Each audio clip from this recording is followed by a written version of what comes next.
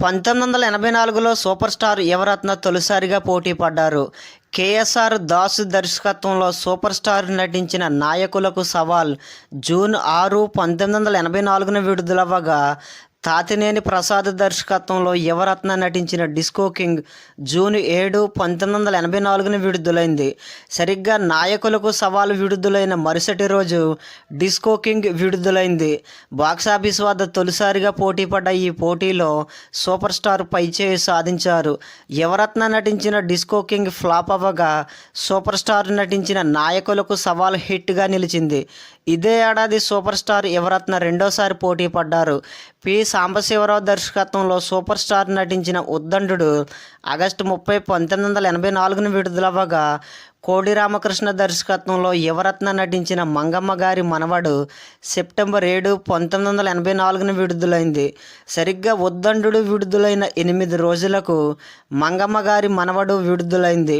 Box office వద్ద ఓవరాల్గా రెండోసారి పోటీ పడ్డ ఈ పోటీలో యువరత్న పైచేయి సాధించారు.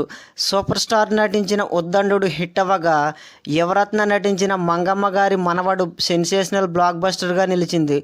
ఇదే ఏడాది సూపర్ స్టార్ యువరత్న మూడోసారి పోటీ పడ్డారు. కేఎస్ఆర్ దాస్ దర్శకత్వంలో సూపర్ స్టార్ నటించిన 'దొంగలు బాబోయ్ దొంగలు' డిసెంబర్ 6, 1984న విడుదలవ్వగా, కె. మురళీమోహన్ రావు దర్శకత్వంలో యువరత్న నటించిన 'కథానాయకుడు' డిసెంబర్ 14, 1984న విడుదలైంది. సరిగ్గా 'దొంగల బాబోయ్ దొంగలు' విడుదలైన 8 రోజులకు 'కథానాయకుడు' విడుదలైంది. బాక్సాఫీస్ వద్ద ఓవరాల్గా మూడోసారి పోటీ పడ్డ ఈ పోటీలో ఇద్దరూ పైచేయి సాధించారు. 8 రోజుల వ్యవధిలో విడుదలైన ఈ రెండు చిత్రాలు భారీ హిట్లుగా నిలిచాయి. 1985లో సూపర్ స్టార్ యువరత్న ఓవరాల్గా నాలుగోసారి పోటీ పడ్డారు. టి. కృష్ణ దర్శకత్వంలో సూపర్ స్టార్ నటించిన 'అందరికంటే మొనగాడు' ఏప్రిల్ 25, 1985న విడుదలవ్వగా, పరచూరి బ్రదర్స్ దర్శకత్వంలో యువరత్న నటించిన 'భలే తమ్ముడు' ఏప్రిల్ 27, 1985న విడుదలైంది. సరిగ్గా 'అందరికంటే మొనగాడు' విడుదలైన 2 రోజులకు 'భలే తమ్ముడు' విడుదలైంది. బాక్సాఫీస్ వద్ద నాలుగోసారి పోటీ పడ్డ ఈ పోటీలో ఇద్దరూ పైచేయి సాధించారు. 2 రోజుల వ్యవధిలో విడుదలైన ఈ రెండు చిత్రాలు హిట్లుగా నిలిచాయి. ఇదే ఏడాది సూపర్ స్టార్ యువరత్న రెండోసారి పోటీ పడ్డారు. ఎన్.బి. చక్రవర్తి దర్శకత్వంలో యువరత్న నటించిన 'కత్తుల కొండయ్య' అక్టోబర్ 11, 1985న విడుదలవ్వగా, విజయ నిర్మల దర్శకత్వంలో సూపర్ స్టార్ నటించిన 'సూర్యచంద్ర' అక్టోబర్ 11, 1985న విడుదలైంది. సరిగ్గా 2 చిత్రాలు ఒకే రోజున విడుదలయ్యాయి. బాక్సాఫీస్ వద్ద ఓవరాల్గా ఐదోసారి పోటీ పడ్డ ఈ పోటీలో సూపర్ స్టార్ పైచేయి సాధించారు. యువరత్న నటించిన 'కత్తుల కొండయ్య' ఫ్లాప్ అవ్వగా, సూపర్ స్టార్ నటించిన 'సూర్యచంద్ర' హిట్గా నిలిచింది. 1986లో సూపర్ స్టార్ యువరత్న ఓవరాల్గా ఆరోసారి పోటీ పడ్డారు.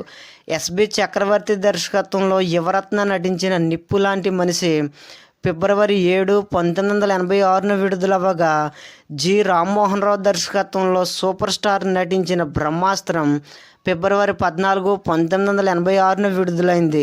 సరిగ్గా 'నిప్పు లాంటి మనిషి' విడుదలైన వారం రోజులకు 'బ్రహ్మాస్త్రం' విడుదలైంది. బాక్సాఫీస్ వద్ద ఆరోసారి పోటీ పడ్డ ఈ పోటీలో సూపర్ స్టార్ పైచేయి సాధించారు.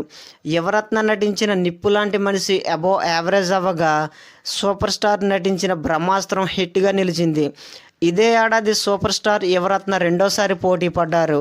కె. బాపయ్య దర్శకత్వంలో సూపర్ స్టార్ నటించిన 'జయం మనదే' ఏప్రిల్ 10, 1986న విడుదలవ్వగా, జంధ్యాల దర్శకత్వంలో యువరత్న నటించిన 'సీతారామ కళ్యాణం' ఏప్రిల్ 15, 1986న విడుదలైంది.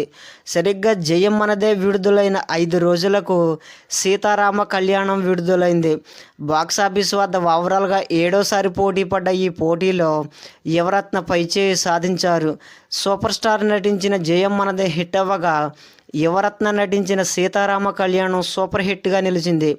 1987లో సూపర్ స్టార్ యువరత్న ఓవరాల్గా 8వసారి పోటీ పడ్డారు.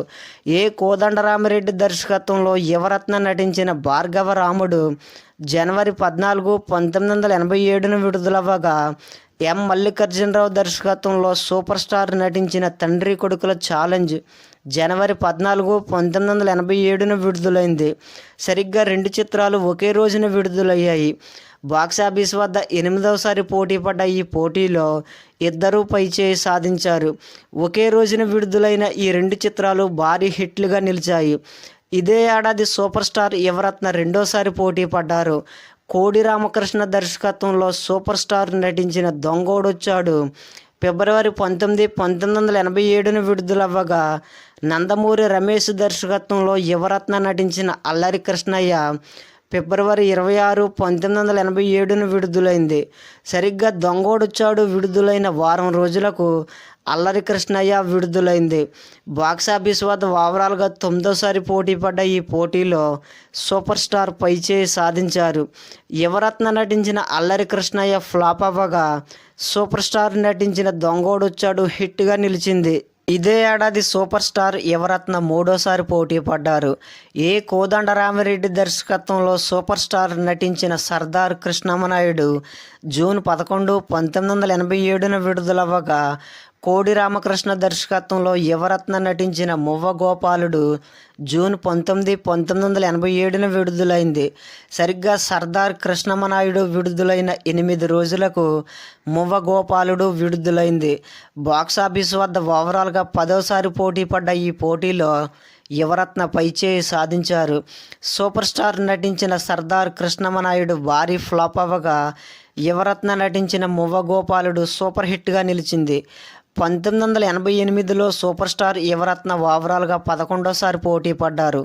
సూపర్ స్టార్ తాను నటించి తానే దర్శకత్వం వహించిన కలియుగ కర్ణుడు జనవరి 14, 1988న విడుదలవ్వగా, ముత్యాల సుబ్బయ్య దర్శకత్వంలో యువరత్న నటించిన ఇన్స్పెక్టర్ ప్రతాప్ జనవరి 15, 1988న విడుదలైంది. సరిగ్గా కలియుగ కర్ణుడు విడుదలైన మరుసటి రోజు ఇన్స్పెక్టర్ ప్రతాప్ విడుదలైంది.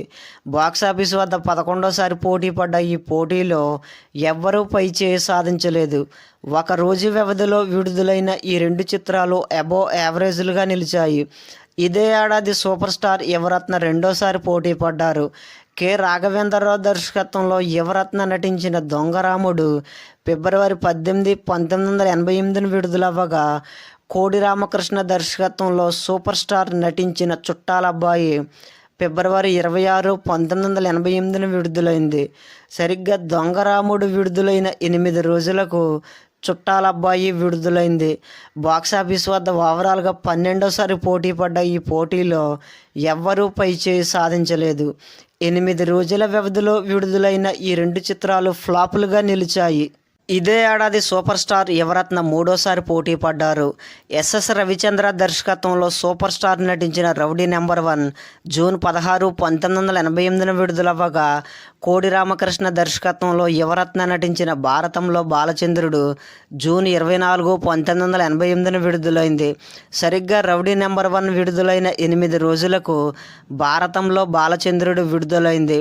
బాక్సాఫీస్ వద్ద ఓవరాల్గా 13వసారి పోటీ పడ్డ ఈ పోటీలో సూపర్ స్టార్ పైచేయి సాధించారు.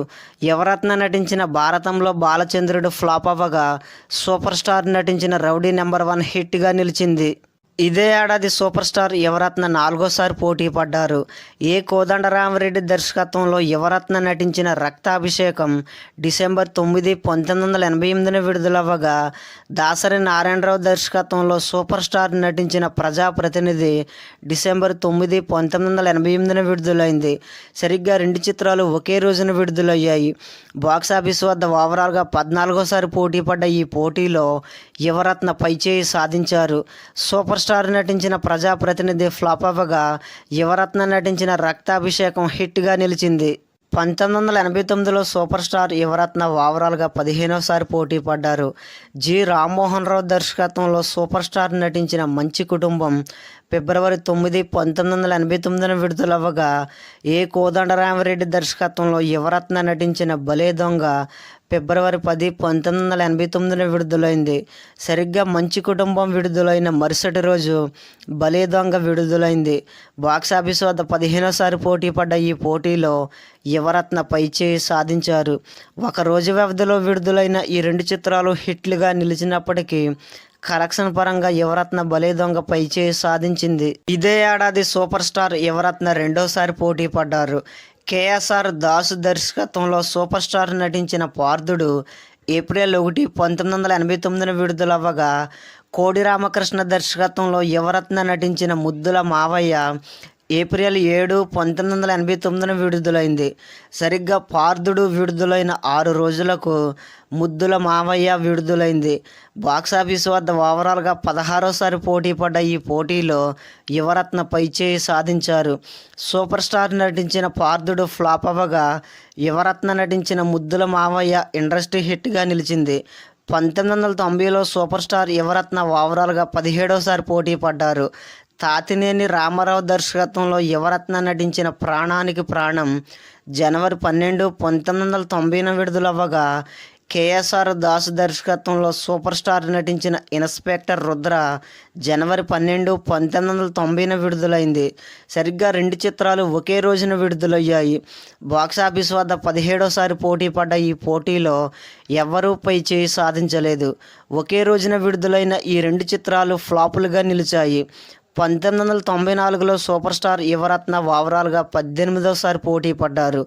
ముప్పలనేని శివ దర్శకత్వంలో సూపర్ స్టార్ నటించిన ఘరానా అల్లుడు ఏప్రిల్ 7, 1994 విడుదలవ్వగా, సంగీతం శ్రీనివాసరావు దర్శకత్వంలో యువరత్న నటించిన భైరవ ద్వీపం ఏప్రిల్ 14, 1994 విడుదలైంది. సరిగ్గా ఘరానా అల్లుడు విడుదలైన వారం రోజులకు భైరవ ద్వీపం విడుదలైంది. బాక్సాఫీస్ వద్ద 18సారి పోటీ పడ్డ ఈ పోటీలో యువరత్న పైచేయి సాధించారు.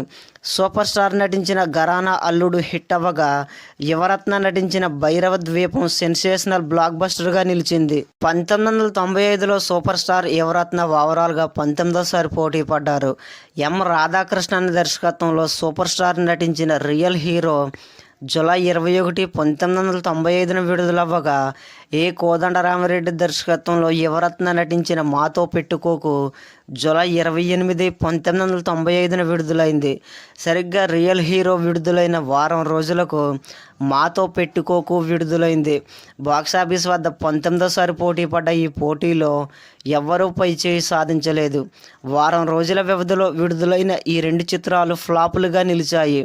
1996లో సూపర్ స్టార్ యువరత్న ఓవరాల్గా 20సారి పోటీ పడ్డారు. శరత్ దర్శకత్వంలో యువరత్న నటించిన వంశానికొక్కడు జనవరి 5, 1996 విడుదలవ్వగా, ఎస్వి కృష్ణారెడ్డి దర్శకత్వంలో సూపర్ స్టార్ నటించిన సాంప్రదాయం జనవరి 11, 1996 విడుదలైంది. సరిగ్గా వంశానికొక్కడు విడుదలైన 6 రోజులకు సాంప్రదాయం విడుదలైంది. బాక్సాఫీస్ వద్ద 20సారి పోటీ పడ్డ ఈ పోటీలో యువరత్న పైచేయి సాధించారు.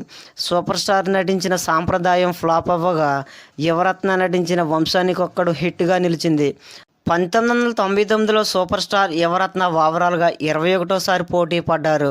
బి గోపాల్ దర్శకత్వంలో యువరత్న నటించిన సమరసింహారెడ్డి జనవరి 13, 1999 విడుదలవ్వగా, కృష్ణ తాను నటించి తానే దర్శకత్వం వహించిన మానవుడు దానవుడు జనవరి 14, 1999 విడుదలైంది.